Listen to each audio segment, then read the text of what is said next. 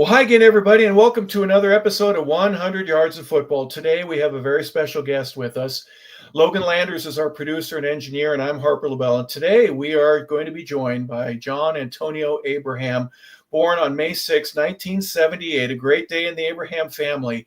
And he is going to be with us today. We're going to talk a little bit of football, about what's going on now. We'll talk even what the latest, greatest things that are taking place and how they're shaping the business of college football. But John, first and foremost, welcome to the show. Thank you for being a part of it today. Oh, thank you for reaching out, man.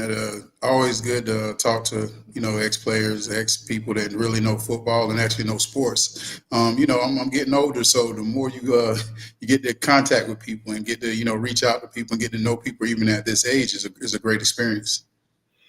I appreciate you saying that, because there was a time where I go, gosh, what am I going to do? And you're around football your whole life, from the time maybe in many with the high school, Pop Warner.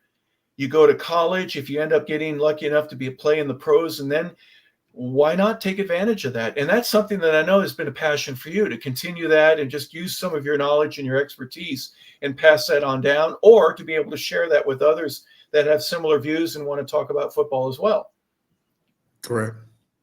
Yep, that's an interesting aspect, and we'll talk about that. John, you were born in Timmonsville, South Carolina. You grew up there. And in terms of your athletic prowess, you were a runner, a sprinter, but a big-bodied sprinter. There aren't a lot of guys that are as big and tall as you and as heavy as you are, but the 100, the 200, that's really what formed, in my opinion, your athleticism, or at least a big part of it, your speed and your athleticism. I would definitely say growing up in the country, man, I used to run in fields, and you see people run in sand for beaches.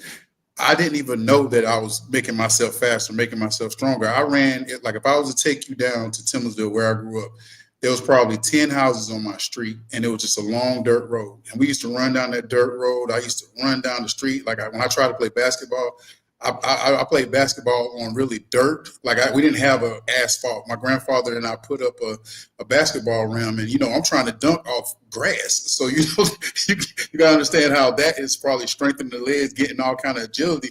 So I guess when people say country strong, I understand now. So it's a big difference. But to say that I would have made it, like even my high school, we didn't have a track field.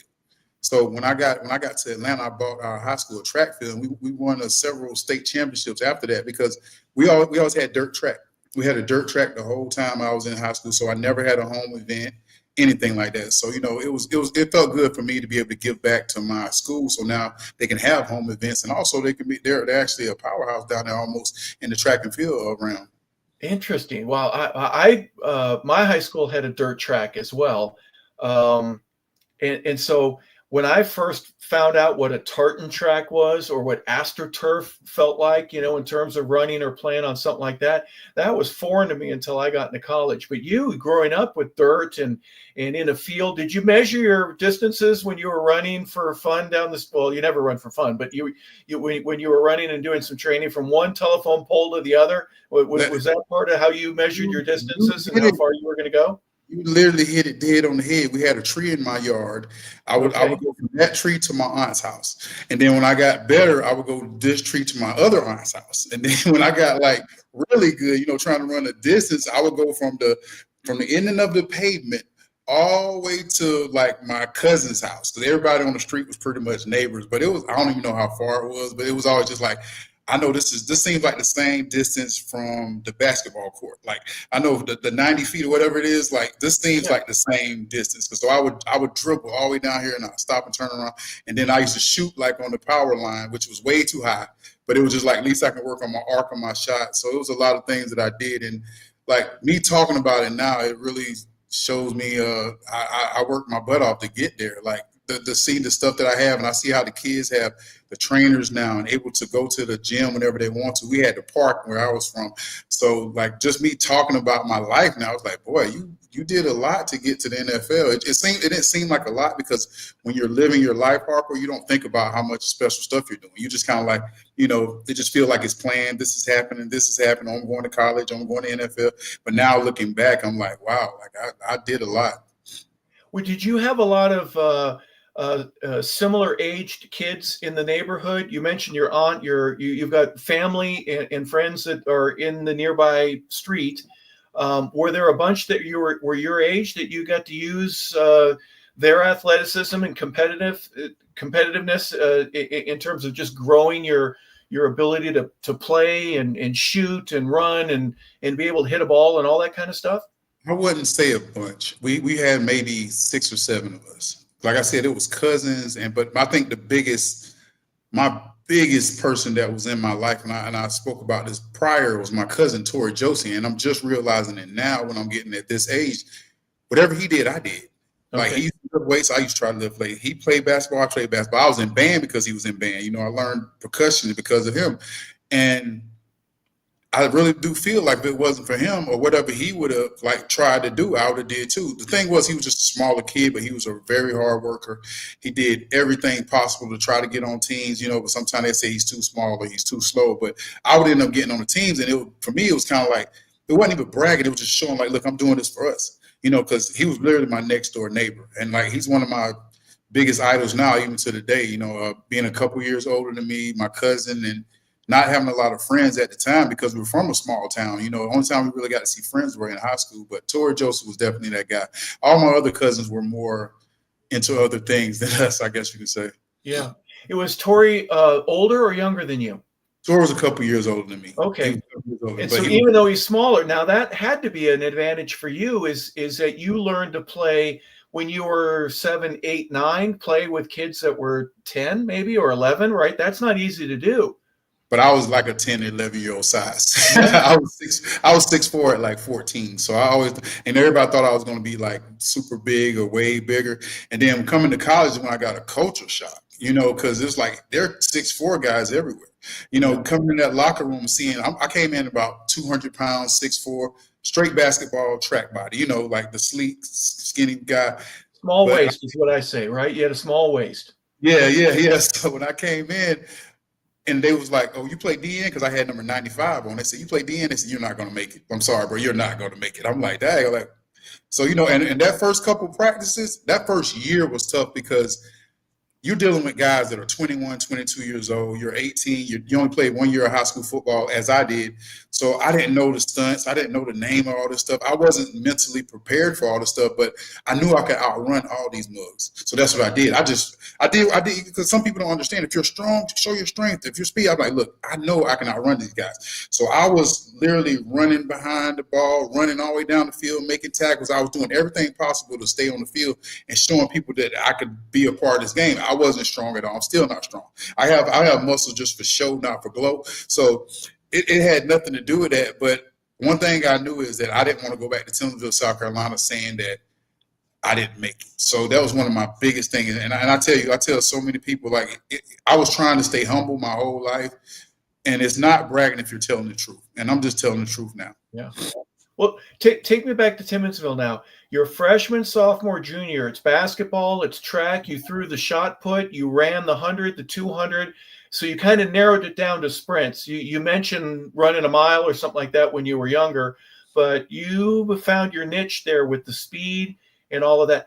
And you didn't play football, but what crossed that over? Was it because you were 6'4" and the football coach said, I don't care where it is, I got to put you on my team somewhere? How did that transpire with you? That's exactly what happened. My 8th grade year, I played football, but then I was playing a pickup game and I ended up breaking my ankle. Oh, hairline fracture. So my mom had to leave work, and my mom didn't like sports. My mom felt like sports wasn't a real job. It wasn't something that you can do for a living, which a lot of people in that area, you know, seeing us being lawyers or seeing us being musicians or seeing us being actors is not something that you see. That's not a visible thing in where I come from. You know, it's just like getting a job here, working at Burger King, or working here, or working at the library, getting a good job, working at the factory somewhere. That is what people see. So my 9th grade year, it was pretty much track, basketball, and track, basketball, and band. So then I got tired of band because it just wasn't going nowhere. And, you know, but I still had in my mind that I wasn't going to do anything else. So when I started track, it was just jumps because I was tall. So they had me doing I wasn't even doing 100 then. I was just doing like long jump. I was doing high jump. I would do maybe the 4x1 every now and then, but I wasn't doing 100 and 200 consistently. But later on in my freshman year, that's when he was like, whoa, you're actually kind of fast. Like, we're going to take you off the 4x1 and give you the 100 and 200. So then I started doing the 100 and 200 because we started doing it for points. But then it started saying, whoa, this guy is actually fast. Like, he's winning like every meet. Yeah. And then my senior year is when I ended up going to state in 4 events, 100, 200, shot put and discus. I only did shot put and discus a week before the state to qualify for it because we needed points. It was me and my friend Marcus Mack, called him Coach Cheese. We went to state and we came in 4th overall, and it was just 2 of us against teams. And that was a great moment. And I guess it was a foreshadowing moment showing that I was going to end up going to the University of South Carolina, because that's the first time I ran on the track, and University of South Carolina was then. Yeah, Timmonsville is what? Is it 2 hours away from Columbia, or am I wrong? Is that a little bit too far away? 45 minutes. Maybe 45 minutes. You know, they change the speed limit from 55 to 70. So yeah, you can get there pretty quick now. There you go. All right, you can get a little bit quicker. Now, was that your team growing up? Did you have or were you a Clemson guy? Who was? I was a Clemson guy simply because my school's Clemson people, because of LeVon Kirkland. LeVon Kirkland went to Clemson, so everybody knew about Clemson. I knew about South Carolina, but I didn't know about South Carolina. It was Clemson was just the more of like because everybody saw LeVon, and everybody, his family went to the school, so everybody wore Clemson. So Clemson is all I kind of knew about. You know what I mean? I didn't know a lot about South Carolina, but when they came, I think Brad Scott came to visit me. That's when I kind of got the shadow of what South Carolina was, how big there was for the city and the state. And that's what kind of got me there. But it was more of my mom's decision. My decision was to go to Clemson. I'm not even going to lie. I've never backed down from that, because I wanted to follow LeVon Kirkland, because I felt like that was the right thing to do. But going to South Carolina ended up being a good choice for me. I got to meet people that, I still love to the day, and I'm proud to be a Gamecock now. Well, LeVon Kirkland was a bad man. Let me tell you, that guy, man, unbelievable. And so that's an early childhood. Now, was this in high school when you first found out about him and liking Clemson and just understand? I'm asking 100 questions. No, you're fine. I got to ask you this, though. You were in the marching band. You were a drummer. Is that correct? Yep. Yes, sir. Friday Night Lights. What was it like for you? Well, our band was terrible, man. First of all, it was horrible. Like, playing football is way more exciting to me than the band. I just don't see Of course, but I'm saying you were a part of it, though, and you got to see it, even though it was in a different atmosphere. You were performing, even though the band wasn't very good. You got to do something, and you got to be a part of it. Harper, the funny thing is, you can ask anybody who plays in the band, or anybody who's cheerleaders, or anybody who's extracurricular. We don't pay attention to the game that much. Like, most of the time, I'm worrying about the notes I'm playing. I'm sitting on 4 bass drums, like, and every now and then I'll look and see. If you hear everybody scream, you will look and see. But like, literally, the attribute of like knowing football, then no clue. Like, you can ask anybody who, like, just ask I don't know if you have a daughter, you have a son, or somebody that's doing something besides that. Even if you're working at a concession stand, they'll just be looking kind of like, what's the score? Like, we literally would not even pay attention. So when I was in the band, I couldn't tell you anything. I would see somebody run because I know the people, and I'd be like, yeah, but besides that, or the band director would be like, okay, time to play. Yeah. Yeah, you beat me to it. The band director would be going, all right, fight song 2, 3, 4, and then you got to play. You have no idea. You can't focus on both, otherwise you're going to miss your note or your beat. You can't have that happen. Interesting. So you do play your senior year. Your one and only football experience at the high school level is at your senior year. And you mentioned it a little bit earlier, and this is not to be disrespectful. You didn't know what you're doing out there. Everybody else is really seasoned. They know what the blitzes are. They know the language and all that. You're new. What was that like for you, just trying to catch up and be a part of the team, but yet doing such a good enough job that you're a starter, you're making your name known, and you're getting seen by folks? That had to be exciting for you. It's funny because we only had 22 people, because I knew I was going to be a starter regardless. Even if I was terrible, they just need a body. Yeah. So, I had nothing to do with it. But I think the reason why I ended up getting noticed is because we had a quarterback that started 4 years, Darryl Pauly, and they sent in tape for him to South Carolina and to other schools. They were trying to get them into college, and they ended up seeing this little skinny kid, number 86, that really played receiver, and that's probably what I should have played if I could have catch, but I couldn't catch.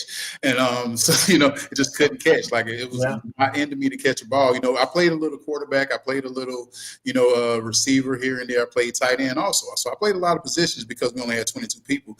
But when my coach pretty much told me, see ball, get ball, that helped me out a lot. Like, line up here, because I was terrible in my stance. I didn't get good into my stance probably until my junior or senior year in college. Like, literally, even going into the NFL, I still didn't know how to play football. And I admit that because I was so used to being my physical gifts, and my mental gifts were just like, I can see the ball and I can get the ball, but I don't know this play.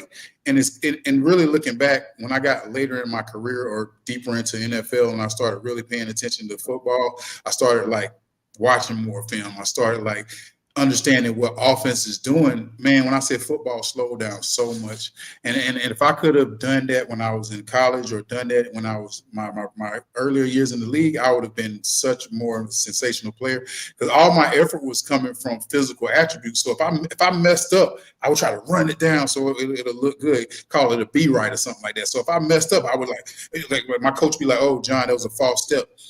I understand that now. Like being an older guy, I understand that false step really is terrible, because if you just do it right and leave that step out, you'll be there a half a second quicker. And you know how quick it is. It's crazy how a play, when you're seeing it in fast motion and you can see a play and you see it just break, and this on defense, you're like, man, if that guy would have just had his head here, not even here, just like this much can be a difference between these big plays. And people that don't know football, people who don't watch it or don't like really, really study it, won't see that stuff that we see. We'll see things like, if this guy would have just stepped here, and they're like, man, that little step ain't did nothing. I'm saying, no, watch it, because that's just learning football, and that's stuff that people got to understand. When they say it's a game of inches, they are not lying. Yeah. And some guys learn that when they were freshmen or sophomores, when they play on the JV team. And then by the time they get to the varsity, that hey, you stepped with the wrong foot. That's the difference between you making the play and then having to correct yourself and go chase somebody down. But it actually probably eliminates the speed advantage that you have, because your false start or going with the wrong step, you don't have the speed advantage anymore because you did something incorrectly. Was it hard for you when you your first home game, let's say your senior year, and you're looking around? Was there a time where I don't know what I'm doing, or I'm really nervous out there, that by the third or fourth game, you're going, I feel real comfortable with where I am? What was that transition like for you? I think for me, and I'm just noticing this at this age, or we're not really at 47, we're probably like 43. I have social anxiety. Okay. And so I always used to wonder why I was super nervous, like certain things and this and this. So in high school, it always felt like everybody was looking at me, even though there's like all these other people on the field. I always feel like everybody was looking at me. So I had anxiety the first game. So, but then by the end of the year, because I was playing so well and I was comfortable with just running around, because my coach didn't really give me a lot of responsibilities. He was just like, get the guy with the ball. And I'm like, cool. All that anxiety and everything just left. And by the end of the year, that's when I had coaches coming to see me. I had people coming to see me. So it was comfortable by then. It's like even doing the podcast for the first time, you're kind of like, I want to make sure my show is this. I want to make sure I have accredited. Then you start flowing into it. It's like, hey, I can ask this question. I'm okay with this. And it was the same way with me in football. And I think even with life, even with me and my kids, it's like that now. Like before, I was always nervous to be around my kids because I always want them to have the greatest time in the world. I want them to remember their father. But it's really like how we was talking about earlier, it's the time that you spend with your kids, because you can sit here and do this and always doing these spectacular things so they can remember the gifts, or you can be there and they can remember dad. They can remember like seeing you or seeing this, compared to, just always trying to be spectacular. But I know one thing about me. When I was a football player, I wanted to be a big playmaker. That's it, period blank. I didn't care about making a tackle. I wanted to cause a fumble, interception. I wanted to get a sack. So I think that's one thing that really pushed my career, but also it kind of slowed me down from, like you're saying, that one step, because I was always trying to make the big play. But when I started understanding doing it right the first time, whether you get that 3-yard sack, it might have been a 5-yard sack. rather than getting that 1 yard tackle, it might have been a negative yard tackle. So that's the big difference that we don't really see and the people don't understand. But doing it right does help. So like that little step, even though I still made the play, you could have made it a lot easier on yourself. Yeah, but being raw and learning and just understanding, and then having the recruiting. You mentioned that process. What was the first coach that came to see you? Would it be on campus there at Lamar? Was that the first experience you had, or did you get a letter from somebody first? It is funny because me being from South Carolina, being from a small town, pretty much an all-black school, I was going to go to South Carolina State. I kind of had it in my head. I said, I don't want to overshine myself and try to go to this big city of Columbia, which now it's Columbia. It's like, but when I was like 17 years old and never been out of like Timorsville, really only been to like, I think I might have been to the Myrtle Beach like maybe once. So for me, it was like going to Columbia is going to be like the big city life. So I was like, okay, I'm gonna go to State because it's a little more my color. Like I know the people here. Like I'll probably do good there. I can be a good player at State. I probably ain't gonna make it in South Carolina. So I'm gonna do State. State sent their strength coach there. I was like, okay, I ain't the smartest person in life, but y'all couldn't even send a head coach. Like I had Brad Scott, I had Tommy West come. And then South Carolina State sent them. And I was just like, well, just ask them not to come back anymore. Because they was literally like, okay, your first year, we'll give you a 1-4 scholarship. Your second year, we'll give you a half scholarship. By your third year, you'll be 3-4 scholarship. And hey, by your senior year, you got a full ride. I'm like, I got University of South Carolina, Clemson, and a few other schools telling me to come there for free, and you want me? I said, yeah. I said, just tell them not to come. So I think that's one of the funniest stories, and just seeing how different it was then, because I'm looking like, how can I be? And I was going to go there. Like I literally had my guidance counselor saying that I'm going to go to State because I feel more comfortable there. I know South Carolina wants me and Clemson wants me, but I think State would be a great fit for me because it'll be an easier transition for me probably going to one of these big old schools. Yeah, right. Yeah, I would imagine. Oops. That's the kindest of the words that I could say that probably came out of the South Carolina State athletic department after learning that you wanted to be what? We could have had John Abraham. Woulda, coulda, shoulda.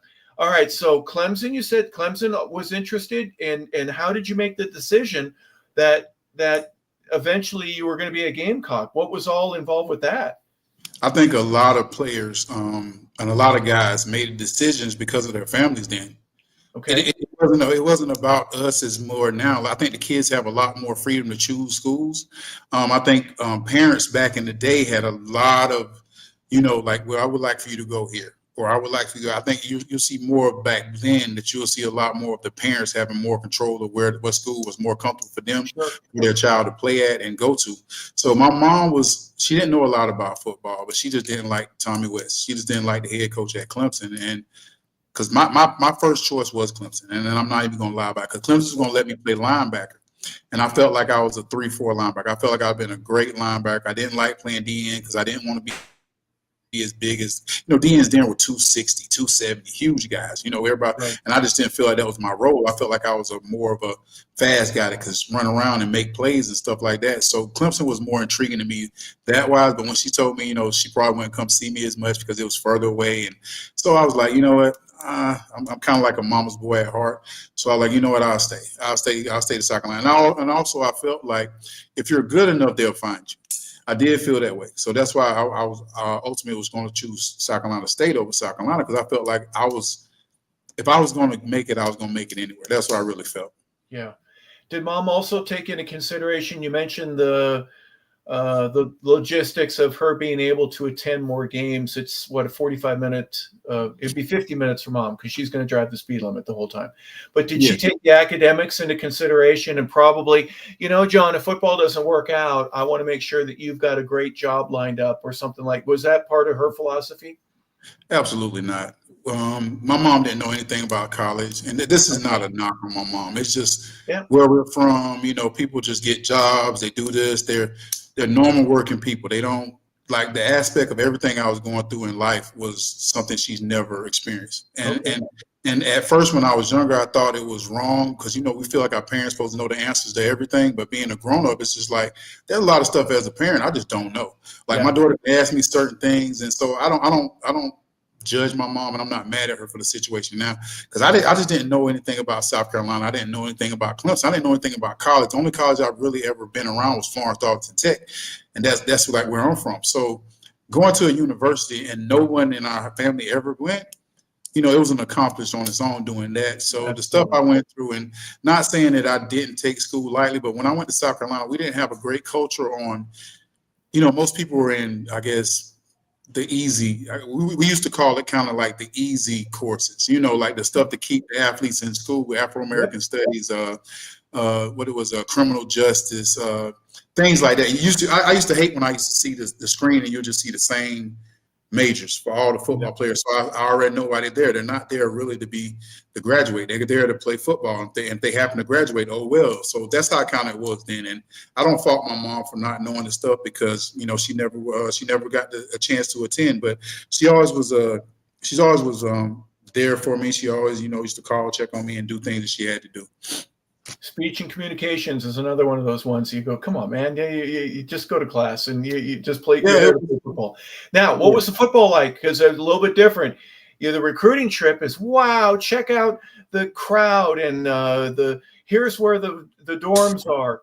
First practice, coaches someone's yelling at somebody, right? You get your butt moving. It's a job now. What was that like for you when you first get there and you start realizing, I better play.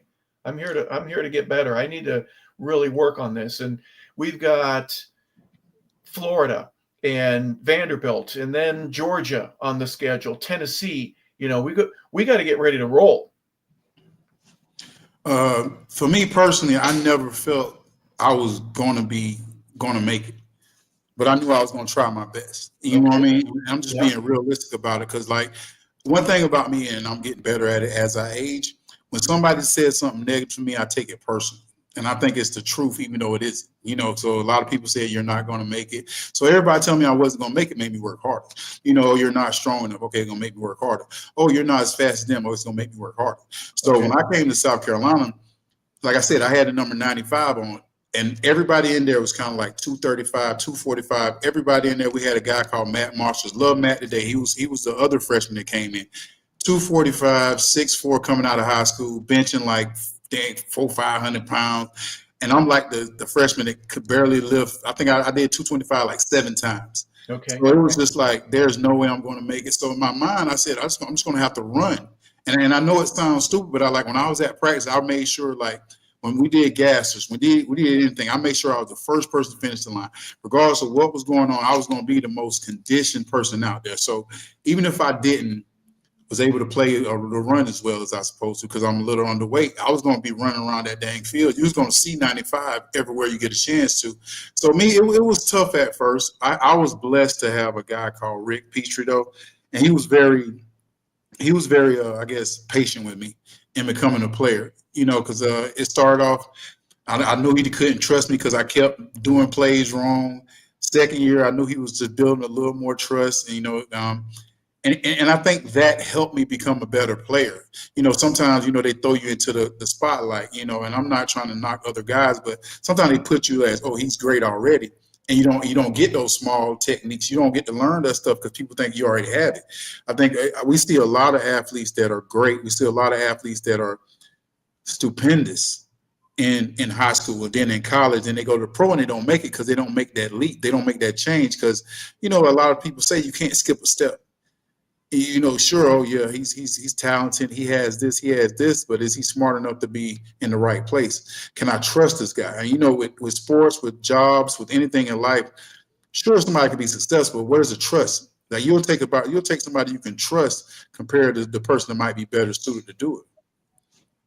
And I would imagine the learning process and the speed that you needed in order to be able to get on the field, it was a detriment at first, but then you started catching up, right?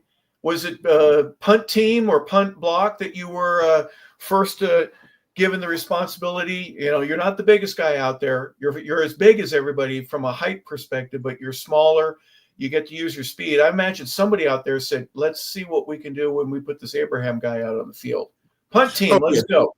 It's funny, though. I was on punt team, but also I got sacks early. I led my college in sacks all 4 years. Even though I only had 4 sacks my freshman year, they put me in, and I still was be able to get to the quarterback then. Yep. So it was definitely because how I practice. I used to run around like something was wrong. People thought something was wrong. They're like, dude, you don't ever get tired. I'm like, I can't go back to Timminsville. Like, so it's not even an option for me to be sitting there. If I'm going to blow it, I'm going to blow it on this field right here. And y'all going to say, oh, that guy, John Abraham, was like this. You can ask anybody who knew me in college and probably my first couple years in the league. I used to run around like a chicken with his head cut off. So I guess it was good. I did go to the Gamecock because, I'm a chicken still. But, it was, it was for me, it was more like proving myself. It got to the point that I got tired of everybody else saying it. It was just like me just proving to myself. I didn't go out, I didn't drink, I didn't smoke. I didn't do anything in college. It was just strictly football, going home. Because like I tell everybody, it was like being from Timminsville, South Carolina, growing up in a household with 5 people. My mom made like $13,000 a year. Wow. And being able to have room and board was like heaven to me. I didn't have to worry about like where my life was coming. The first time I ever had AC, I was able to like literally I had a card that I can just give them and I can get food. I had people helping me like do homework. So for me, college was like, why are people not want to do this? Like, why are people leaving? So I felt like I owed them so much because they didn't know where I came from to get there, The stuff that you valued that a lot of guys don't. It's interesting the way that you said that, John. I think there's a distinction, and there's no wrong answer. Some people will say I had a determination and I was driven to make sure that I didn't go back to Timminsville. There's also a fear of failure that can be a motivator to where I'm not ever going to go back to Timminsville. Does that make sense to you the way I'm saying that? I had a fear of failure and a fear of success. I was scared to be the best because I knew how much probability came with it. Even though I ended up being the best like player my senior year on my team, I still feel like I can do more. Like whenever I'm successful, I always feel like I can do more. I have a very bad, I don't know why my aspect is like that. Me and you can have a perfect back and forth conversation. In my mind, I always would go back what I could have did better. So I never seem to kind of, I guess, get gratification in some of my successes in life. But I look back now being 47 and I can see I've had a great life. I've been one of the best players to play this game, so I can say that now with confidence because I look at my numbers and wonder like, why I'm not this, why I'm not that. We speak about the Hall of Fame. I'm 13 all time in sacks, third or fourth in calls fumbles, top 10 in tackle for losses. And I did this in 192 games, and I missed 40-some games. And that's Hall of Fame numbers with 40 games missed. So for me to achieve, a lot more peace, a lot more gratitude, I have to start being real with myself and saying, no, you did have a Hall of Fame career. You didn't win a championship. You didn't do this. I can all say all that stuff, but also I have to like build on my positive more now compared to always talking about the negative and why I didn't and why I didn't, So that's one thing I do have to work on. But the fear of failure was definitely something that I leaned on in college because I did not want to go back to Timminsville or to Lamar and say, oh, that guy played, and then you end up doing this when you had an opportunity. A lot of people don't see it like that. A lot of people see that they're great at everything they do and they're not making it because of what someone else is doing. So I had to bite my tongue on a lot of things. Like I didn't like how the school was treating me, academically. Like academically, I felt like I wanted to get a degree, but I didn't want to get a degree in this, so I lacked off in it. So I feel bad about that now, but also I'm finishing my degree now, so I'm not worrying about that as much as I can. But it's a lot of stuff. It's a lot of stuff with you think about, and you got to think about these kids are 18 to 21 years old, and looking back, and you can't imagine just getting thrown into that process with nobody really to look back to tell you this right, this wrong, anything like that. So I'm not mad at the situation as much as I used to be. I'm grateful and I'm glad that I had the opportunity to go to college and South Carolina end up, taking me in with open arms. Yeah, and receiving you now in ways that they may not have earlier. One of the things that you said just a few moments ago, you led in sacks every one of your years there. So from the time you were a freshman, even though you didn't get on the field as much as the senior or the junior who was in front of you, when you did, you took advantage of that time and you became the quiet leader in some respects. You know, look, I'm the guy, I'm going to be the guy that gets to the quarterback. I'm going to be the guy that is going to be the example. I love that fact. That's a very interesting. I didn't know that you had led in all 4 years that you were there. What did you work on in the off seasons? Was there a strength aspect? Sure. Was there I'm going to study film a little bit better? What were, from freshman to sophomore, sophomore to junior, what were some of the summers like for you in terms of, I know I need to get better, I have to improve in this or that area, here's what I'm going to do to help make that happen?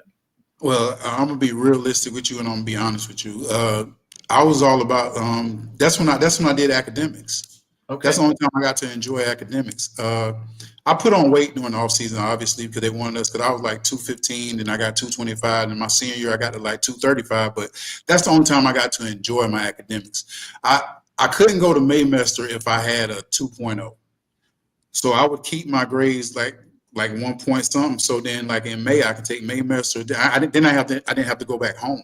Like, people don't understand, going back to Townsville, Lamar is not the best thing. Like, we have one of the biggest crime rates now. It's just weird. I don't know what. So for me, I had to figure out a way that I can stay. So I was withdraw from classes, or I would not go to certain classes. But then when Lou Holtz got there, it got totally different. You know, my senior year was totally different. Like, I was so mad because I was the only senior in study hall. I was like, man, you played around and now you got stuck in study hall. But I did it on purpose. Like, my first year, well, I just had a bad year because I didn't understand the scheduling. You know, I didn't understand the scheduling classes. I did certain work and I did this, and my GPA was okay, but it wasn't good enough. And then I had to go to summer school in May, and then they was like, well, you can't go to Maymester if you have a 2 point something. I'm like, what do you mean? So I got to go home? I said, I can't go home. So, not saying I did it perfectly, but I kind of like made sure that one class, history class, would get dropped too soon, or fail this class, keep me right at this area so I can take Maymester. So that was my only time to really get to enjoy school, to get to be a student. And that's the funny thing I tell people all the time. It's crazy because you have to be a student athlete, but you don't get to be just an athlete. You know, people can be students, people can be scholars. And like I said, think about if you have one of the smartest people you know, but they tell them that you have to keep up with the athletic program also. You have to be able to run a mile in 8 minutes, or you have to do this. Think about if you're just a student, and I'm not saying it's wrong, but I think it's going to get to a certain part. They're going to have athletes just coming to school to be athletes. And I'm not saying it in a bad way, but, you know, I think this, like, for me, it was just like, I didn't come to be, like, when I found out that I couldn't do this, it was just like school wasn't important no more. And I'm not saying it was their fault, but if I could have been in the thing I wanted to be in, but it's just a lot of stuff that I see about college that was kind of weird then. Like, now, if I could have chose my own major, then I might have been a little more susceptible to being a better scholar. Well, there are a lot of folks that use the college experience to get them or propel them, to give them the wisdom and the academic background so that they can go be a computer programmer, or to be an entrepreneur and run your own business, or to be the best welder in the world, right? Whatever the occupation is, that's what you go there for. Well, the athlete, hey, I'm going to be a professional football player. That's what I'm preparing for. Right. And if they had classes to do that, I get it. They don't, but that's what you spent all of your time doing. And so and to have to study and get a degree in criminal, defense, whatever the degree would be, doesn't matter. That is a secondary aspect of it. I see that clearly. I didn't have a real direction of what I wanted academically when I went to Colorado State. I wanted to play football, and so I focused on that. You, the same thing. When Lou Holtz gets there, you mentioned him a few moments ago. I believe he was quoted as saying something to the effect, and I won't do the same lisp that Lou has. He goes, when I get to South Carolina, I felt like we were on Noah's Ark because we didn't have two of anything. And he said that publicly. But did Lou have that little tiny car? What was the car that he used to drive around campus in?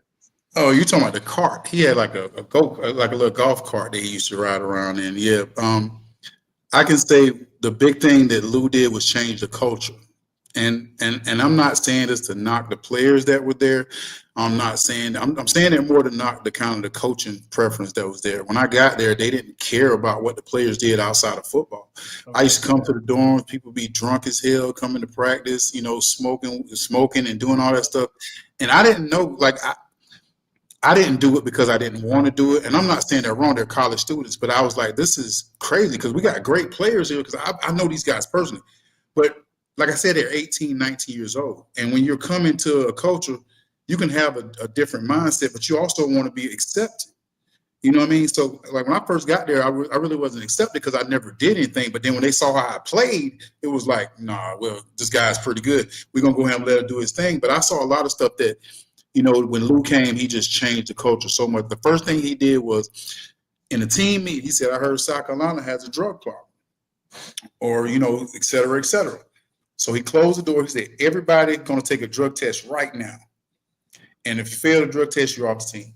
That was one of the, when I saw that, I was like, wow, we needed this a long time ago. I couldn't really say anything because I was on the team and I knew the players who did it. I knew the cancers. I knew the people that were not the best role models and the reason why the team was going downhill. I knew the stuff, but I just, as a teammate, you don't want to be the guy to say that. Even if I'm, and at the time, I just always felt like I was too young to do it, or I was not a vocal guy, and I wasn't a vocal guy. Like I said, like you hit it dead on the head. I was the guy that did it on the field. I'll show you, like, I'm gonna run, I'm gonna do all this, I'm gonna be first at this, I'm gonna do this, but I wasn't never that vocal guy. And also, I felt like these are grown men, and I don't want to be the guy. Like, I guess it was like the no snitching thing back in the day. You're not gonna rat your guys out. You can't do that. That's just you can't. Yeah. Yeah.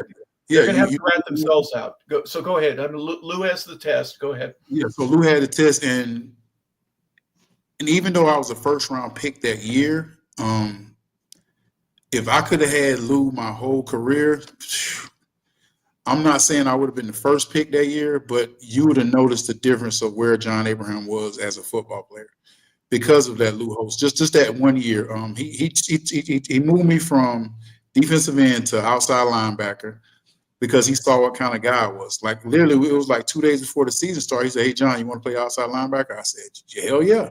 I said, I always thought I was going to go to Clemson because they wanted me to play outside linebacker. Yep. So, him moving me there, and I remember one day, like, he never used to talk to me, and I always felt like, dang, well, Lou just don't like me. He never says anything. He came with me one day. He gave me a lifesaver, and I was like, thank you, because he said something. He was like, if it weren't for you, I'll be dead. I was like, oh, lifesaver. Oh, cool.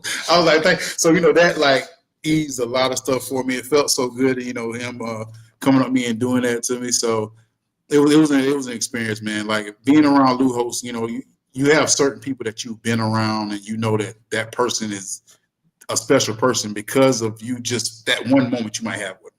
Like, you can hear thousands of stories, but you can have that one moment, and it don't have to be something spectacular, like they saving your life or anything like that, but just something small that you can always keep in your head. He's a tiny human being. He's not a big guy at all, but he earns the respect of many. I know a bunch of other guys that have played for him. Now, he may not remember your name. Did he ever mess your name up and call you the wrong guy? Did he ever do that? My name was pretty easy. My name was pretty easy. Like I said, we didn't talk that much, so he didn't bother me. I think we talked like maybe every now and then he'll say something like slick to me, and then he gave me my MVP trophy at the end of the year. That's probably like the last time we really talked. Wow. Well, Craig Hendrick was a punter at Notre Dame when Lou was there.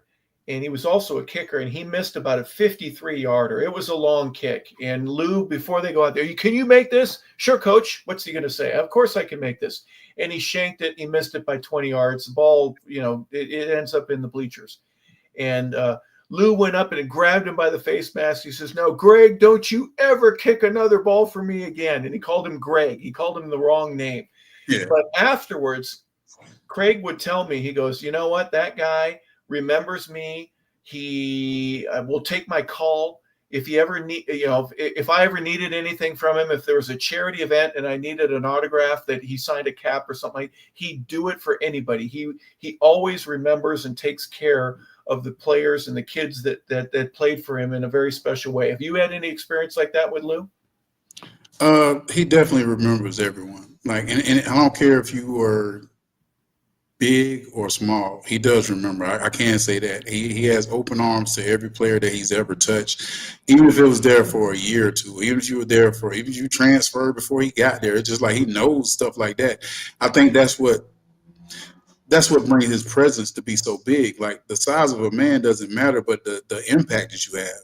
When he first walked in that room, I was like, "This is him." I'm like, "What? He's so small." But then he started talking. It was like everything he was saying, I wanted to hear. Everything that he mentioned, I wanted to hear. And this is me being 21 at the time and still looking for guidance. I mean, that's what people don't understand about coming from a household like with all women. I was in a house with all women, and my cousin Tori was like my only really male role model. And going to college, still trying to find somebody to role model after. And he was definitely somebody that you see with the strength of, because the size didn't matter. It was just the strength of what he said, and you believed it. Like, if you didn't know, you sat there and talked to this guy, you think he would be about 6'9", 700 pounds, like just almost. But then when he talk and how he backs and how he lives his life, everything he said, like how he used to talk about his wife, how he talked about his family, how he bought skipping, like everything he did is what men usually want to do in life. Yeah, the direction, the leadership, the example, all of that is from a little human being, a smaller guy. But he had been through and they had won at the highest level, right? At Notre Dame, national champions. He'd been with the Jets, of course. We'll talk about that in a minute. But just some of the other things that he does, you go, this guy knows what he's talking about. And he's going to help us, me specifically, get where I need to go, right? That's part of what the persona is with Lou. Right, right. And I think he deserves it. And like you said, there can be a lot of guys that didn't make it. And some guys might say it was Luke's fault and this fault. I've been around the world. You have too. There are some people that swear that, oh, he was the problem, but you got to see the wins and not the losses. Like you see, like 80% of his players are successful. Like it ain't a lot of stuff that you can say bad about this guy, man. It's definitely gonna be people to be like, oh, I didn't like this or I didn't like that. But that's because you probably were doing wrong. Like he's not gonna. I guess he's not the kind of guy. If you're doing right, he's gonna make you look bad. If you're doing wrong, he's gonna call you out. So if you're saying something about him, people gonna look like, okay, what did you do? Like Lou ain't just gonna make stuff up. He's not a guy that's gonna make up a rumor about you. He's not a guy that's gonna. He's gonna make sure that you're accountable to what you do, whether it's right, wrong, or indifferent. I have to ask, did he have was it the strawberry shakes that he had from McDonald's before every bus trip when you would go to a game? I can honestly say I don't know. You don't know? Okay. Yeah, I can't remember that far. Well, that's all right. I know he had a specific flavor of two small McDonald's shakes that had to be on the bus with him every time that he went. But that's awesome. You know that. Nonetheless, your senior year. Now, where was your final game against Clemson? Were you at home or were you on the road? We were at home. Okay. You walk off the field. This is a great experience. However, John, you're also thinking in the back of your mind, I got some work to do between now and the combine. What was that like for you? For me, it was, first of all, it was like taking a deep breath. I don't know if you know how that feel, like just took a deep breath, finally out of college. Now I can start another process. Like you're saying, there's so many people that work through college to get the opportunity to do this, and do this. So for me, it was just like all these injuries. I got paralyzed my junior year, and I was able to come back. Like I missed one game, but I was able to come back and finish that year, my junior year. But it was just like a deep breath and a big release, man. That's the only thing I remember. I remember just like sitting in my locker, just being like, like, 'cause it was tough. Like, you don't understand. I lost 21 straight games. Yeah. So from my junior year to my senior year, I won one game. That was the first game of the year, my junior year, and I lost 21 straight. So for me, it was just like, just this part is over. Now it's time for the good stuff to happen. All this work, all this effort, it's time to get into that. So I think one of the biggest probably mistakes I did was the people I signed with as agents. I was trying to stick with people that I knew, and I was trying to go like they're black and I want to get a black agency, and it was just like probably the worst thing in my career. I can say that was probably the biggest mistake. That's just like being ignorant though. I was just ignorant because I didn't know anything about sports. I didn't know anything about like you had to sign with this kind of guy, or you need to sign with this kind of guy. I just didn't know anything about that. So I try to give myself grace for that. But then when I ended up getting a new agent later on in my career, but that probably was the worst thing I ever did. So it was a lot of stuff that, like, I think with these kids now, you really got to choose be very precise on who you choose is going to represent you, because it's going to mean a lot. Like we think it don't. Like my agents I had, man, they used to take money from me. Like they used to come see me and they used to make me pay for the tickets for them to come see me. I paid for all the dinners. I paid for all this. Like everything I did, because I never had an agent before, so I didn't know. I didn't know. Then like I think my third year in the league, I called and asked for some money, and they was like, well, we only have enough money to get you to the season. I was like, I ain't been spending like that. I'm like, so how do I don't have any money? So I had to end up borrowing money from like a State Farm or something like that to make it to the off season. And after that, I kind of got rid of them. And then when I got a new agent, I saw that they would come and they would pay for dinner. They would pay for their own flights and they'll do this. And I'm looking like, what the? And had no clue. Had no clue. And there was a lot of other stuff. I tell people all the time, they need to do a 30-30 about how terrible that agency was. That agency had Richard Seymour, Sean Ellis, Deuce Staley, just like Henderson, not John Henderson, no, Albert Hainsworth. That agency could have been it could have been like bigger than probably bigger than well, not bigger than, it could have been in the same realm of like LeBron James type agent stuff. If they would have did everything right, they would have had all those guys for all those years. But it was just so trash, man. But like talking to other people now, I see that that's how a lot of agents were then. But the NFL is doing a great job now of weeding those kind of guys out. My last year was 98 and your first year was 2000. So we didn't overlap at all, but got real close. And I know there was a time I was a player rep for 4 years. There were 3,500 agents, and there were about 3,100 players if you include the scout team guys and the developmental players and all that. There were more agents than there were players. So you obviously knew from just doing the math that there were some agents that didn't have any player at all that they were representing. Your agency had several players, but it seems like they mistreated all of them in terms of the finances. It's a horrible situation. I'm sorry for you that you had to go through something like that. And once you left, you realize, gosh, there are some people out there that do know what they're doing. They're better. They treat me with class and dignity, and I should have been with them in the first place. I'm sorry you had a horrible experience. Yeah, it was I think like I said, with kids and being around the right people, I think it directly affects your whole livelihood. That little start, not saying you can't get it back or you can't get better, but it definitely has a lot to do with it. And like I said, I think now, like being more around football again and being around the agencies, talking to guys, it's a lot different now. They're really looking out for these guys. They're doing background checks on agents. They're doing background checks on people. They're showing you can call the NFL and ask, is this the way this is supposed to handle? We didn't have that back in the day. Most guys, we didn't even read the little books they gave us. They used to give us pamphlets. This isn't right. This isn't right. And a lot of the guys back in the day used to take money from agents, so they were scared to say something. Now they have the NIL. You don't have to worry about that. You don't have, a lot of these guys don't have to worry about doing negative stuff now. Like doing a lot of negative stuff and being caught in a trap with somebody. Like even Reggie Bush getting his Heisman back. Like think about if Reggie Bush would have had the opportunity to have NIL. He would have been a multi-millionaire, like triple fold in college. Yeah.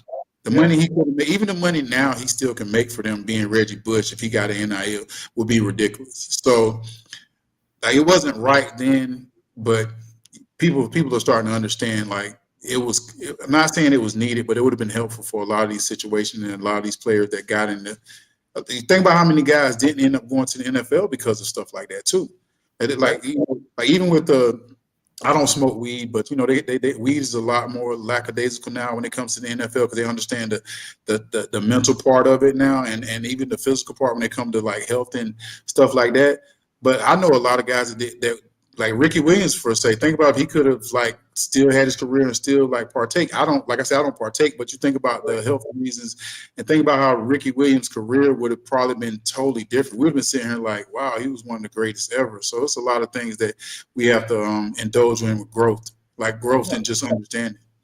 Well, the league has to deal with the issue of Colorado, for example, and Washington allowing it in the state, so players can't be persecuted or kicked off a team where back in your day early on, and in mine as well, your career might be over, especially with I won't call it collusion, but without having another word for it off the top of my head, the ability for one owner or one general manager to be able to talk to another and go, hey, he was a problem with us, and then you don't get to be signed by another organization because word gets around. Right. Automatically. Yeah, all kinds of stuff. All right, well, take me through this. All right, New York Jets, 13th pick ends up being you, but the 12th pick is Sean Ellis. They go with a defensive end right before they're on the clock. Were you on the phone with them? Were they calling? Did they let you know? Were the Giants or the Bears? They ended up picking Urlacher, but who were some other teams that were interested on day one of the 2000 draft? You know what? And I don't know. I think I'm kind of being like every player is. You have a team that you talk to, and you're hoping it's that team, and you kind of erase everybody else. Okay.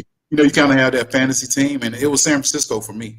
And San Francisco, yeah, I talked to Walsh, and Walsh was like, "We're going to take you, at this pick because you're our guy. We want you."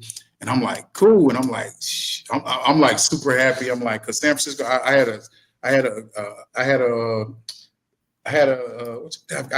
jacket when I was a kid of San Francisco, and I just fell in love with San Francisco. You know the history of San Francisco. It's not hard to fall in love with San Francisco or the Raiders back in the day when we were kids. That they were just teams that kids used to love to see. Yeah. So I really thought I was going to San Francisco. At the time, you got to understand now, I was being drafted as an outside linebacker, not as a defensive end. Okay. So, going to the Jets it didn't hurt because, you end up getting, you still had the opportunity to go, but I really thought that San Francisco was going to be the team that I was going to play. But they ended up getting Julian Peterson, though, later at 16. But my mind was already set. I wasn't worried about, I didn't think I was going to go that high. So, going that high was definitely a plus. Then me and Sean actually already knew each other, so that was perfect. And they was actually on the phone. The agents I had at the time, me and Sean had the same agents. They actually, try to cut a deal for both of us. And it was just some weird stuff, man. Like, looking back now, it was not a great moment. Like, at the time, it felt like it was a great moment. Then you start, like, the older you get, you start understanding business. You start understanding, like, certain things. And I'm like, yeah, this contract was all weird. And, so I'm older now. But I had a great time. I had a great time with the people that I was there. I thank the Jets for the opportunity to be there. I think, it's just like I think one thing about the business side that we take personally, which I knew I did at the time, I never was not wanted when it comes to being a player. But then you got to understand, as a person, they just didn't want you. It's like, because as a player, I'm like, how they don't want me as a player? Like, I know I'm a great player. I know I'm doing this. And I'm like, dude, this is not you as a player. It's you as a person.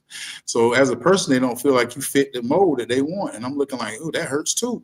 So, it's a lot of stuff in football that people don't understand. They always be like, how much money you get or how you should do this. But the balance of life and the balance of sports and the balance of your ego or your opportunity, or even trying to be humble or not trying to be humble, or trying to, keep everybody happy. When you might have said something to the owner like a long time ago, and he might have kept that person. You might have said something to a head coach. You might have said something to a position coach.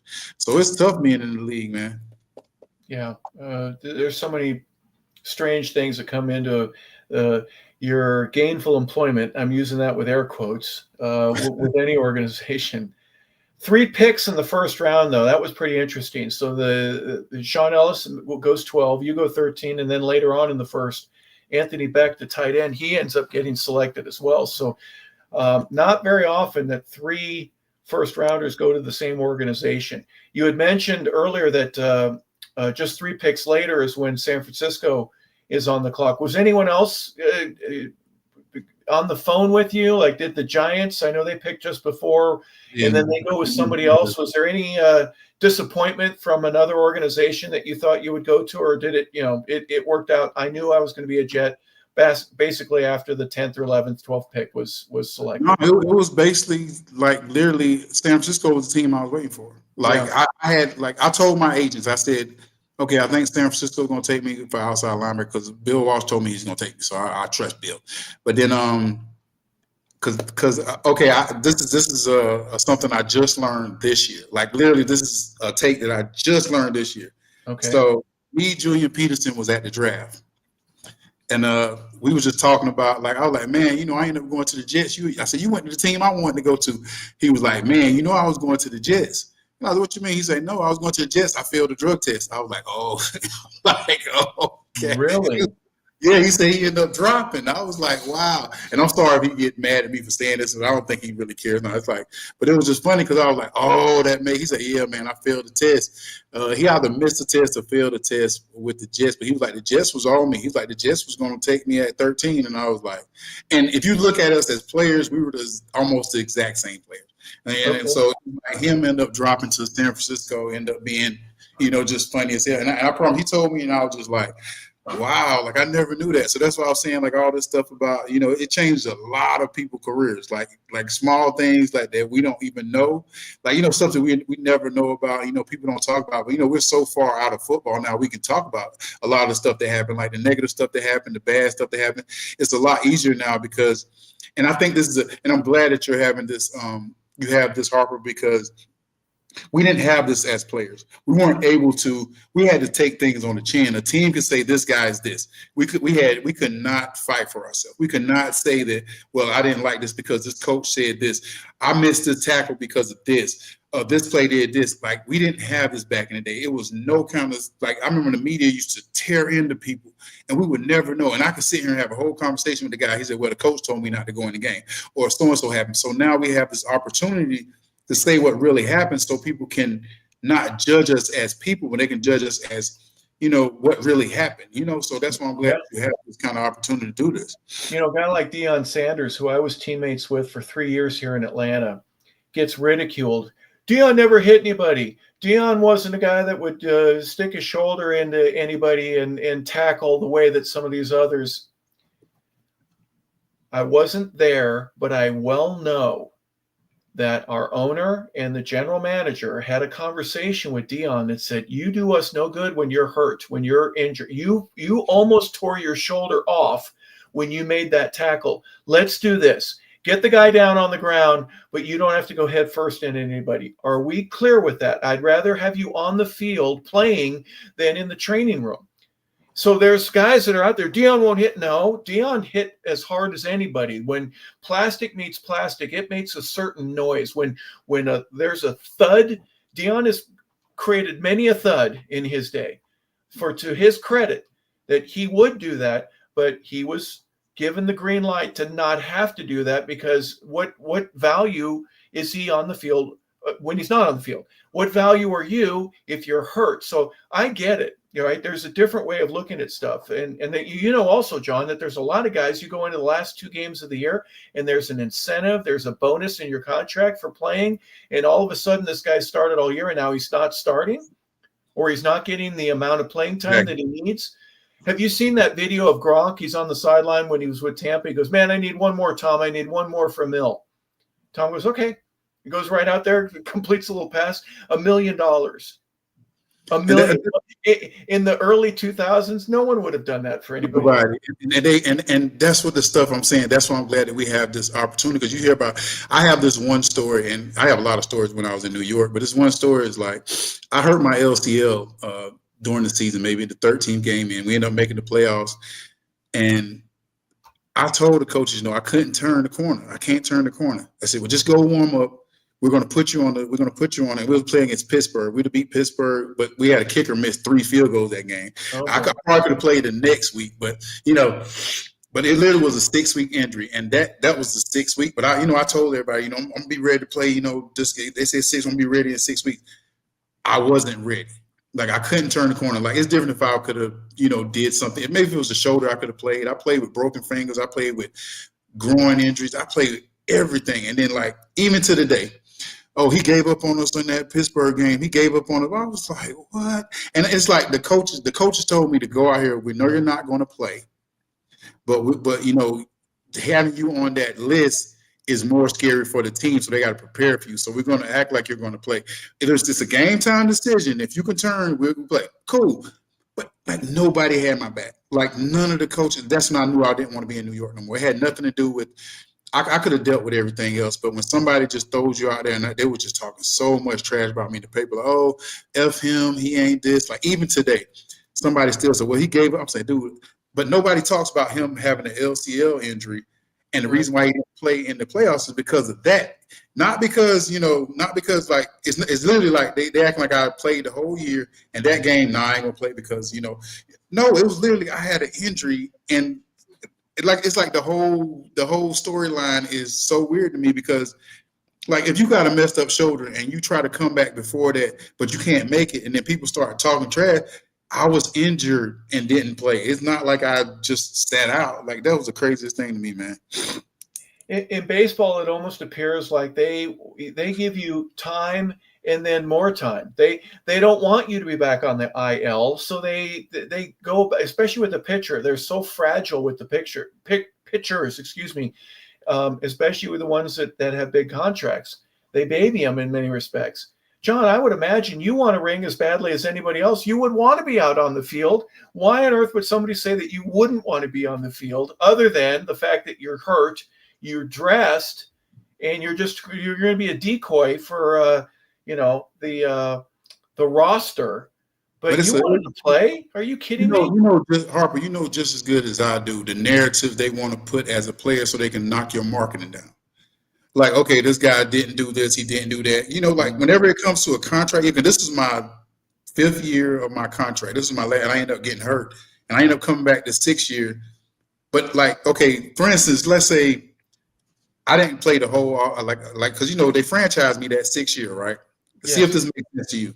Now, tell me if this is something personal or if this is something that business wise. So I don't come in the whole off season, right? I'm talking about the best shape of my life, Hart. I'm talking about muscles here, abs, everything, like just 260, ready to play. Changed my number to 56. I knew it was pretty much going to be my last year playing, whether I retire or whether I go to another team. It was going to be one of those years. So the first game back, right? The coach takes me out for the first play so I don't have that start and put me in the game. Oh, that's business right there. That's ass stuff. Because think about it though. That's more personal to me. Because the reason why I said no business, because why would you take? Yeah, it is business, but I'm saying, but it's one of those. Okay, so you didn't come here, so we're gonna take this start from you. So literally, the one play they put the guy in, took the guy out, and then put me in. I was like, wow, like this is just this kid stuff. Like, am I 15? Please forgive me. I didn't mean that it wasn't. I'm saying that's a collective decision. Then they were going to do something to personal. Yeah, it's personal. I apologize. I answered it incorrectly, and I'm on the same wavelength. They were out to get you. That's a business decision to get you. Yeah, but I was just like, because I came in a week before the season. I was in great shape. I practiced all that stuff. Okay, well, you're not going to start. Okay, so I ain't starting, but I came in. I ain't gonna start. Okay, one play, take him in to put me in. So basically, taking a start from my career. Yep, I know. Which is, dude, how petty is that? Why would you want to stay at a squad like that? Like I was just like, man, I know I ain't this kind of person. I came in shape. Like y'all chose to franchise me. I used the option that a franchise comes with. I wasn't wrong. Well, most people have no idea what goes on. And again, it boils down to money. And that's one of the things. They don't have to pay as much of, you didn't start every game, so there's not going to be an incentive. There's all kinds of goofy stuff that goes on there, John. So you leave New York, you end up with the Falcons. You're still one of the highest rated, not only in the league, right, number 13 overall, but what a difference you made here in Atlanta, being able to get to the quarterback as quickly as it took for you. Was that a surprise to be able to come to Atlanta and immediately be welcomed in an organization that was just looking for someone to be a leader on the defensive line? I can honestly say no, because I knew how good of a player I was. Okay. And I knew that it's a difference when you have somebody believing in you. Like Jim Moore, when I first got there, Jim Moore was so cool. Like all the nerves about coming into work was gone. they just wanted to see me progress. They were like, "What number do you want? You can stay here. We need you here. What kind of stuff do you like to do, John? We want to build this defense around you." Like, it was just totally different. Like, it was just like I came like home. Like, literally, I came home, and it had nothing to do with money or nothing like that. It was just respect up for the player I was. Like, even with the practicing, they was like, "Man, you don't got to be practicing all that. You're doing too much. This why you keep getting hurt. You're practicing like you're playing every day. Like, just chill out on Wednesday a little bit, and we're gonna like let you do on Thursday."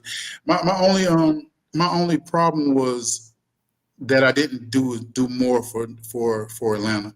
My first game here, I came out to with a great start.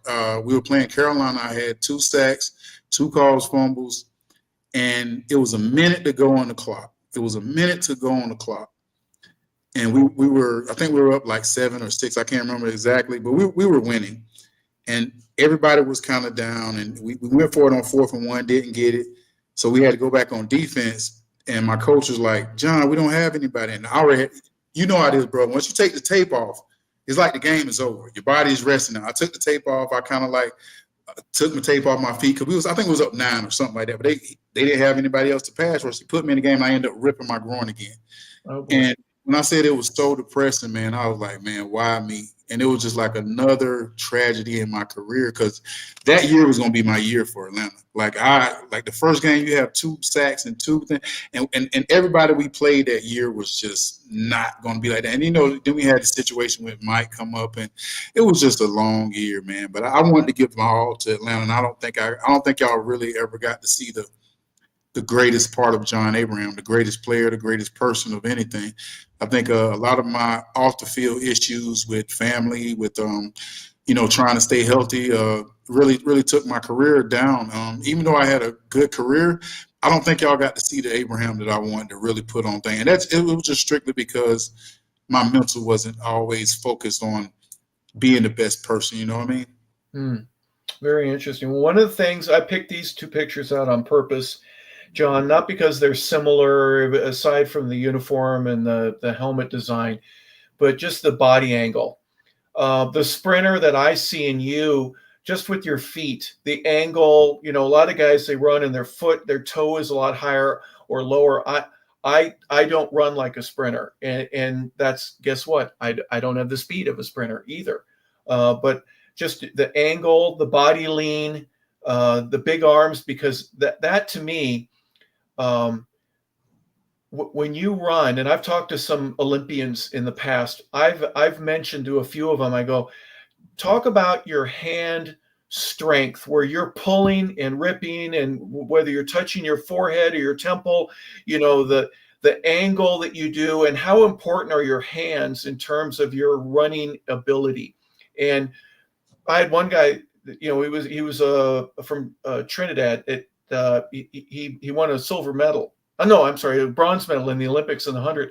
And he goes, "Thank you," because nobody ever talks about the hands. I love talking about the hands because that's a critical component, man. If I can make my hands just a little bit faster, that propels me. You had all of that with your track training and all that. What a great motivator to have, where the speed isn't an issue for you, right? It's the strength sometimes, and I'm not saying you're not strong. It's just you had the most important piece. I can get around the edge and do so with balance, with quickness, with power, etc. Next thing you know, I've got 136 sacks. Yeah, I can say a lot of that came with a lot of failing, and I think you understand that as being a player. Like, I think for me personally, people always used to get to try to make me watch certain players, like watch him, and all that was all good and well, but I wasn't that guy. I think with any player, and I tell all the players, is learn who you are first.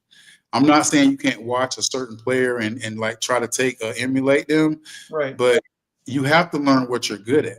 Like whether that's it's your his move. I have my own move, or I have my right. Is that what you're saying? That you've got to develop what makes John Abraham the best? Yes. So that was my thing. So hopefully when people look at me, they can't compare me to anyone else because I try to perfect myself. I knew what a bull rush was. I knew what a speed rush was. I knew what a spin move was. I knew all the stuff, and I can do all of it. But when it comes to watching me on film, I want people to say, "Oh, that's John Abraham." You know what I mean? Like, because they say, oh, he looks like him and he looks like him. Oh, I think he could be like him. No. And I tell all the players, like younger players, they be like, what should I do to become a better pass rusher? I said, find what you're good at and get great at it and then work from there. Like for me, I knew it was my speed. But then like when I got older, I ended up developing a power rush because people always thought I was going to speed them. So I just knocked them in the chest. But think about it. I tell people like this. I can't bench 500 pounds, but let somebody run a 4.4 into your chest every game. Yep. What's going to hurt more? Like you can do this 500. I can just push you like I want, but picture me just coming into you like this every time, like my full speed come and hit you. If I can do that every time, I'm going to win. You know what I'm saying? So, and I think most people don't understand that because you see some people saying, and this is how it was back in the day. You know, they had a chart pretty much for every, if you're a defensive end, this is what you need to look like. If you're a linebacker, this is what you need like. If you're a receiver, this is what you need to look like. And you know, first of all, they would look at the criteria like, oh, he don't have this, he can't be good. He don't have this, he can't be good. And they try to get you to meet these stuff to make you be a good player, and that was totally not true. Like, I'm not a power lifter. I can go in the gym and do a lot of like finesse workout stuff, you know, stuff like this. Because when I'm turning the corner, I need to be strong here. I need to be strong here. I don't need to bench 500 pounds. I don't need to do that. So when you find out what you're good at, you find out what your niche. That's what's going to make you a great player. Logan, do me a favor. Put that picture up of John when he's with the Jets. Go back one. There's a picture on the left. That's against Todd Light. Yeah. The one. I'm sorry. You're with the Jets, but you're playing the Patriots. And I picked this one on purpose because I'm looking at Todd staring directly at you. Now, I'm not asking you to remember this play, but in light to what we were just talking about, there are certain moves that you're going to do against Todd Light that won't work against somebody else. Right. Or the bull rush that you may do from last week won't work against him in the same way. So you're playing a chess match, a cat and mouse game every snap, literally. What am I going to do against this guy if he sets on me quick or if he drops back deeper? Talk a little bit about the precision of how much needs to be done from your preparation standpoint for that one specific play, and not only having the right move at the right time. That's the thing, but being able to guess correctly in which opportunity you're supposed to bring the best out from you. So me looking at this picture right now, I'm pretty much sure I probably went inside move on him. If I didn't have any like thing going on, if you look how light he's ready to go, you can see he's ready to shoot back, right? And you see how big his eyes are. I can see all this when I was pass rushing. So for me, I'm looking at that guard that looks like he's close to the line. So he's going to give me a lot of leverage inside. And it sounds bad, but this is how players look. And I'm seeing how he's ready to run it back. I can see, you see how relaxed I am. I'm relaxed because I know that I can get him right now. You see how his eyes are so big. So when you're a player, you can see certain things that people can't see. Like even looking at his stance now, I'm like, this is either a bull rush for me or this is either an inside move. Like, because I know he's going to try to run back. I can just see it like that. And I see the tackle, I see the guard right there is like giving me room. So it's a lot of stuff. And I think that's the preparation that you have to worry about as a player. And people don't understand how much, why he didn't stay outside or why did he go inside now? You watch film on stuff like that. You watch film on the players you go against. You watch film. And then I think people are so worried about what they're doing that they don't pay attention to the guy they're going against. Yeah, you can listen to boxers. The greatest boxers are the ones who know how to count. It's not the ones that just automatically come out and knock people out. It's the one that, I know that he's going to do. When I see him do this, I know I can come back with this.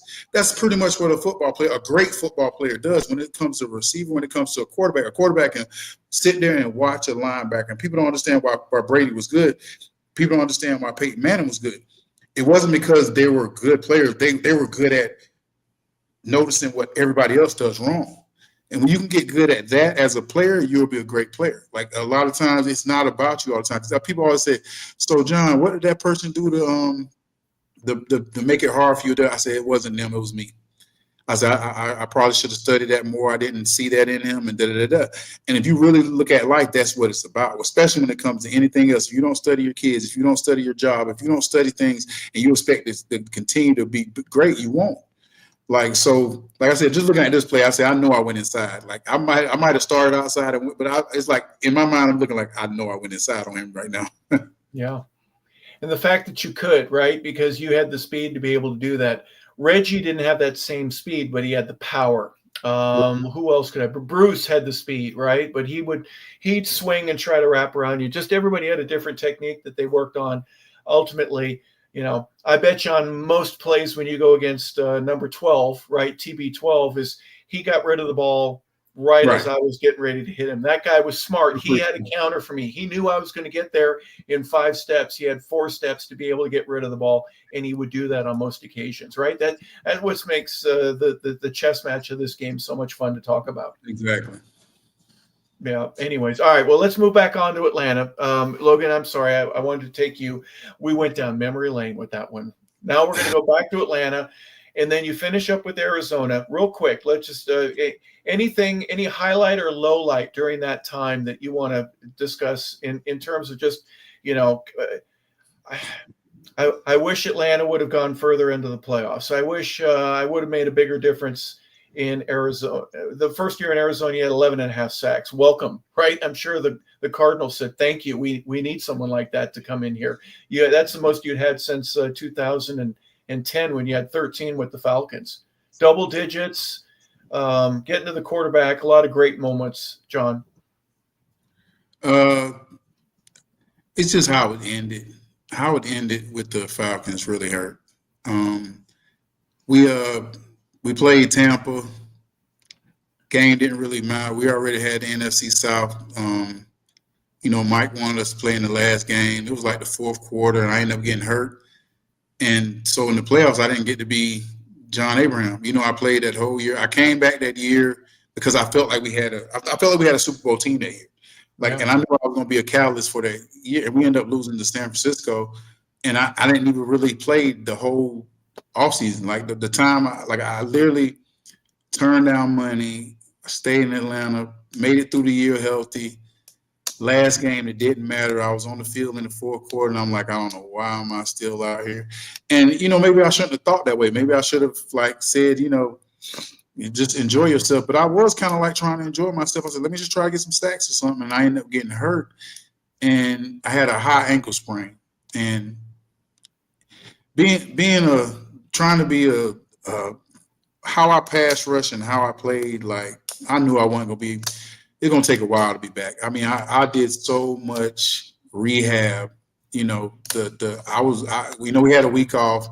Then we went to Seattle, came to us. We won that game, and then San Francisco, and it was just for me, it was just that was my year, and it took me years to get over it, man. I mean, going through therapy, and I had to go to therapy for a lot of stuff when it came to football because my career ended on with concussions. And I don't know when it started. I can sit here and say that, that was my only concussion. It wasn't. Back in the day, they used to call them stingers. So I don't know when it started. I know I had to do something called TMS. It's like the transmagnet cranial. It was just I had to do all kind of stuff. And now I'm I'm probably 70% of myself. I just hate that I don't remember stuff like I used to. Okay. My mind tends to remember a lot of negative stuff, and I had to do CBT, cognitive behavioral therapy, for that to show myself that everything is not negative. So I had to work on that, and so me being here with you and I don't think people understand how much this helps me mentally, and I don't want to. I hate that I overindulge in mental health so much now, but it really was something that I needed to do while I was playing. And if I could have, maybe my career would have been better. I indulged in a lot of instant gratification things to get through pain, whether it was injury, whether it was family members, my mom going through cancer, my grandfather dying.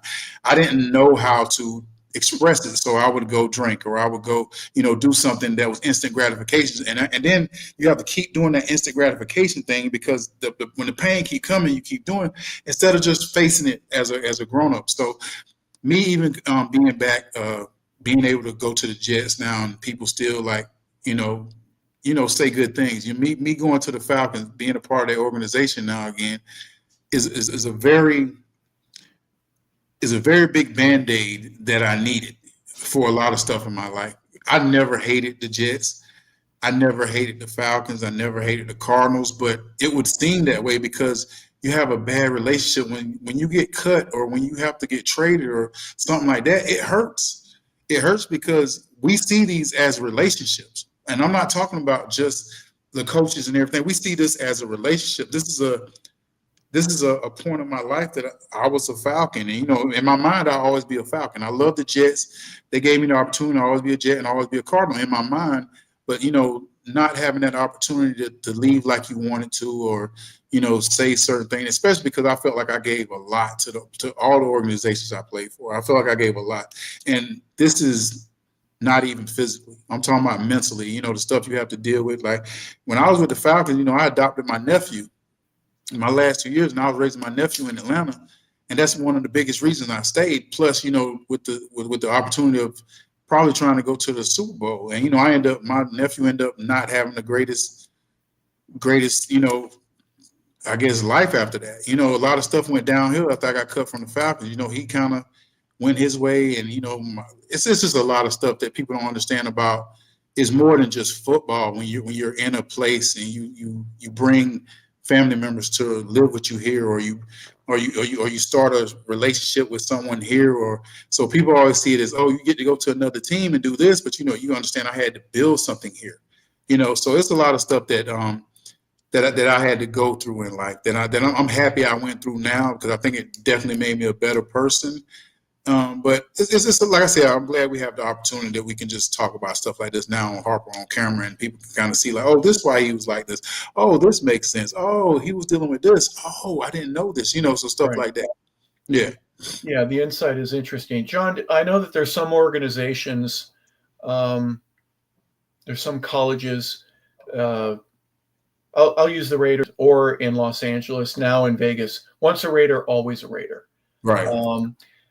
Not every organization has that same experience, especially with ones that haven't won championships.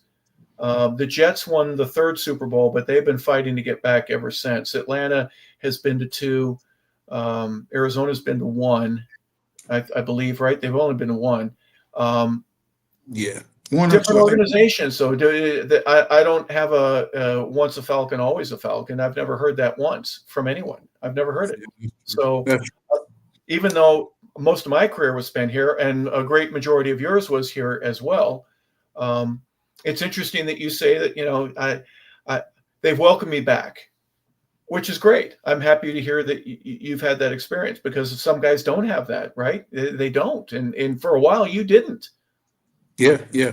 And I don't know if it was my perception or their perception, but I don't care no more, because it's like I enjoy my time here. I'm never going to I've said things that I would definitely take back. I said things out of pain. I said things out of anger. And I'm pretty sure they said some stuff about me too. Hey, the guy's this, the guy's that. That's a part of a relationship.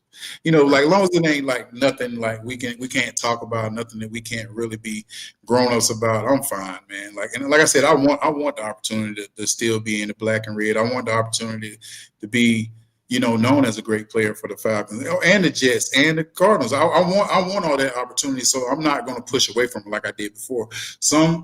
I've been that guy, and I'm not going to say I wasn't, but you got to understand also I was still hurt. It wasn't just the football aspect. It was more of dang, you could have took me to dinner, you could have did some, all the stuff that we think that's supposed to happen when you're that player for a team, but you don't get it, and we take it personally instead of saying well, maybe you got a little too into the bit, too personal when it's a business.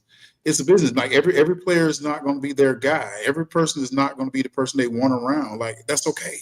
It's okay. It doesn't mean you're a bad person. It doesn't mean you're not worthy of respect and stuff like that. But you got to also be calm and cool, collected, let stuff go, because this is not the life that you want to sit here and hold grudges. You don't want to drink all the poison, think you're hurting everybody else when you kind of hurting yourself. And for me not to be a part of these organizations now will be hurting myself more than hurting them, because there's always somebody going to come. There's going to be another defensive end that plays better than me eventually. There's going to be another person that comes and does things that we don't do. So you can either deal with it and be a grown up about it, or you can sit here and pout and say why they don't do this or why they don't do that. It's not rational. It's not rational at all to do that. And to think you're one of maybe one of 1,000, 10,000, 100,000 people that even got the opportunity to do it. And then you do it at a Pro Bowl level on numerous occasions, and you're this close to being one of the Hall of Fame inductees at one point or another. The writers will probably get their act together. They're a little slow, allow them to to take their sweet time. I got to do my part too, Harper. I know. But well, tell us what keeps you busy now. Like as I told you before, like I've already graduated, but I'm doing my capstone now from the University of South Carolina, my alma mater. Sign language, piano now. Doing podcasts as much as I can, just to get my face out. Trying to hopefully people can see what kind of player I was. I don't think I've done enough. Sometimes you feel like your play was enough, but I think the more I get out, the more people are seeing me, the more they're understanding. Like, oh, you ain't in the Hall of Fame yet? I hear that so much now. They're like, you're a Hall of Famer. And I'm like, okay, so I can hear the buzz now. Before it was more like a lot of people thought I already was in because, when they say, oh, he's up for the Hall of Fame, they'll have that. People don't understand that they ain't voted yet. So a lot of people be like, you ain't? I'm like, nah, I got the Hall of Fame for South Carolina. I got the Hall of Fame for this. I got the Hall of Fame for pretty much everything that makes sense. So this is more of like something to try to help myself with the Hall of Fame. Also, I want people to see what kind of person I am. I don't think people ever got the opportunity to really get to know me. I love fans. I love being around people. It was just mentally. And I don't think how people don't understand how back then we were coaxed not to be cool with the media. We were coaxed not to talk to people, not to do this. They don't want nothing from you. They just going to bring it down. Like I remember they used to call them Federale. Like they used to come in the locker room, oh, Federale in here though. You can't talk to the media. Don't talk to them. Yeah. So it's a lot of stuff. But I always wanted to be. I think when I was younger, Ahmad Rashad was always somebody that I wanted to emulate. How he went from a player to, just how he went to the media side was so amazing to me. But then when I got to the NFL, it was just like, don't mess with them. The media would do you like this. And then I got into it with a few people in New York, and it was like, okay, you're right. I don't want to mess with the media. All the media is everybody's terrible, which everybody's not terrible. Everybody's trying to find a story. Everybody like being in media now, working for. I worked this past off season for Atlanta Live, 11 Alive Atlanta. Yeah, and being a part of the media is a tough situation. And I didn't know it was that tough until you get your name really out there big and everything like that. And people know who you are. You can move around. It's tough. I'm John Abraham. And I'm still like walking through there. They still kind of like, where's your pass? I'm like, hey, it's Atlanta. I'm like, come on, man. Like, you don't know. Not where's your pass? I'm looking like, shoot. And the stories are, you want to make your story better than the other person, but sometimes you just got to stick to the facts, and you don't want to say some lies. You don't want to put out the wrong stuff. So being in the media is actually super fun, especially when you can connect to people and find a median that everybody's comfortable with. It's very interesting. You mentioned Ahmad Rashad as a former player, then he turns a broadcaster, right? He's on the sidelines. And then next thing you know, he's got all kinds of different shows that he's doing and, getting to do what he wanted to do, or at least it appears like that. Now, I'm sure ratings have a lot to do with how long you stay on the air, of course, but you with your sign language, with the piano that you have and other interests, being able to still develop that portion of your life, as well as being able to talk about football and express it in a way either at the collegiate or the pro level where it brings value to the people that are on the other end of the microphone. I love it. Yeah, I think we got to keep growing. And that's one thing I learned from therapy. I think a lot of people need to go to therapy. I talk to so many people, and if you ask someone, oh, have you been to a therapist? The first thing they say, oh, I'm not crazy. Oh, I'm not this. I'm like, y'all really got to stop. And trust me, I was one of those guys. I didn't go to a therapist until I was like 42. So I get it. But if you don't go to the therapy, I think you're crazy now. Because it's like therapy is one of the, like, just having someone to talk to and you don't understand certain things in life. It don't mean that something's wrong with you. It means that you're just trying to figure out what's going on. I think a lot of people, especially with athletes, we have egos that are unmatched. We have so many stuff, the ups and downs, whether it's a contract, whether it's family, whether it's, playing well. It's so much stuff that goes on in your life. And being a man that's a part of being a man now. Like for me, that's if I can talk to a guy and say, yeah, I did therapy before because I need some help with this. I can respect that now. Before it was more like they made it just look like it's so terrible, but now hopefully more people are taking it. But like it's different if you're using it as a crutch. Because I can't stand with somebody saying, well, I have mental stuff. This is why I act this way. No, are you trying to get better now? You can't blame the stuff you're doing on your mental stuff if you're not trying to do it. Now, if you're trying to get better, if I see you going to therapy and doing this, but if you're automatically saying that, oh, well, because of my mental stuff, that's why I act that way. No, don't do that. Like I don't like that. So like if you're doing it, I get it, but don't blame it. I've trained kids baseball wise, my sons, and then some other kids when I've coached. And if I'm looking at a batter, I will say, what's 2 + 2? And they'll say 4. What's 2 + 2? I'll say it again. And then they repeat 4. I'll say it a third time. And then they start looking at me funny. It's 4. I go, you're right. But 3 + 1 is also 4. 1 + 3 is 4. 4 + 0. There are different ways for you to put your feet down and swing and make contact. I want to find out the best way that's for you. And now they start to think and they listen to me a little bit differently. There are different answers that John Abraham had as an 18 or a 20-year-old, and he might do it differently today, but he's looking for the best way to come up with an answer. The therapy for you is helping provide better answers, different alternative ways of coming out with the best ultimate outcome for you. Is that a fair assessment? Very fair, very fair. I actually dead on. Like it's dead on because with me with therapy, uh, first of all, for me, like I said, I have social anxiety. It helped me be transparent for the first time in my life. Like just being transparent and saying that, this is what I'm insecure about. This is what I don't like. This is what I need help with. But also it strengthened me because I don't know if I would be the person I am today if I didn't show the transparency. Like there's a lot of things that, as men, we just don't talk about. Right. It's like, I'm not going to talk about that because ain't nothing da, da, da, da, da. But now it's in these days and time, these kids overshare. they overshare. You're like, good Lord. But then at the same time, you don't want somebody not to share. You don't want somebody to hold stuff in and it really ends up backfiring on them. So for me, it's definitely been a great journey, man. I'm enjoying it now, man. I'm trying to enjoy it. I have my ups and down days, but the end of the day, it's nothing like it was before. It's nothing like. I think we always have the opportunity to make it better, and I think that's the reason why we're put here. I don't think the reason we're here is to add on to our negative thoughts.